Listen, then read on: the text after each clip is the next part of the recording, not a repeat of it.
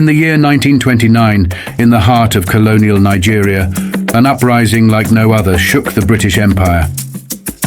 A movement led not by soldiers, not by men, but by thousands of fearless women. Armed with nothing but their voices, their unity, and their unbreakable spirit, they stood against the might of colonial rule. This is the story of the Women's War of 1929. To understand the Women's War, we must first go back to a time when Nigeria was under British rule. In the early 20th century, the British controlled Nigeria through a system known as indirect rule, governing the land through local chiefs. But these so-called chiefs were not chosen by the people. They were hand-picked by the British. Among the Igbo people, leadership had always been shared. Men and women held power in different ways. Women controlled trade, farming, and social order. But under British rule, that balance was broken. The British introduced warrant chiefs, men who answered only to the colonial government. These men abused their power and made decisions that threatened the very foundation of Igbo society. For years, Igbo women endured unfair governance. But in 1929, one act pushed them too far: taxation. The British had already taxed men, but now rumors spread that they planned to tax women too. Widows, traders, mothers, those who had never paid taxes before. In Igbo tradition, women played a key role in the economy. They controlled local trade and contributed to their families through farming. A new tax meant one thing: suffering. And so, the women made a decision. They would not sit quietly. They would fight back. On November 24, 1929, the first wave of protests began. Igbo women from different regions came together, united by anger, determined to make their voices heard. They gathered outside government offices in a display of unity never seen before.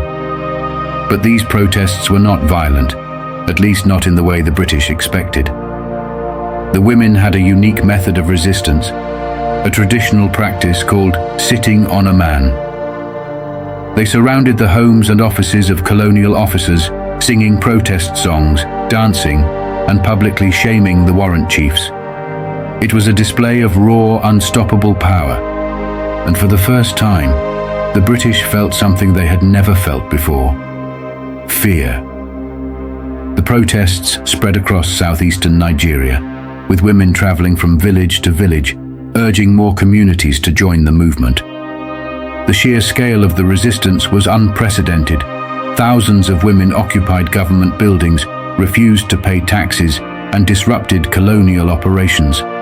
The British officials, unprepared for such widespread defiance, scrambled to contain the situation. But the women would not be silenced. The colonial government did not take this rebellion lightly. They saw it as a direct challenge to their authority. And so, they responded with force. The protests had spread like wildfire. In towns across southeastern Nigeria, tens of thousands of women took to the streets. They destroyed British administrative buildings, set prisoners free, and demanded justice. The British, overwhelmed and desperate, ordered the military to open fire. It was a massacre. At least 50 women were killed. Hundreds were injured. And yet they did not back down. Despite the violence, the women continued their resistance. Their courage inspired other communities to question British rule. The Women's War forced the colonial government to reassess its policies. British authorities launched an investigation into the causes of the uprising, ultimately abolishing the warrant chief system and introducing reforms to prevent future unrest. But the struggle did not end there. The Women's War of 1929 was not just a protest against taxation. It was a declaration of autonomy, a battle for dignity, and a demand for representation. It set the stage for later movements that would ultimately lead to Nigeria's independence. Women played a crucial role in the nationalist struggles of the mid-20th century, drawing strength from the legacy of 1929. Their actions demonstrated the power of collective resistance and became a symbol of defiance against oppression. Beyond Nigeria, the Women's War had ripple effects across Africa. It served as a powerful example of grassroots activism, inspiring future generations to fight against colonialism, gender inequality, and political injustice. The courage of these women is remembered today as a defining moment in the history of African resistance. The protests had shaken the British administration to its core.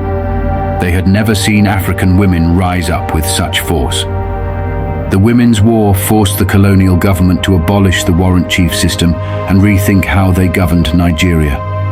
But perhaps more importantly, it left behind a legacy of resistance. These women proved that power is not measured by weapons, but by unity. They paved the way for future movements. If you enjoyed this story, subscribe for more untold histories of Africa. Until next time, keep exploring the past to understand the future.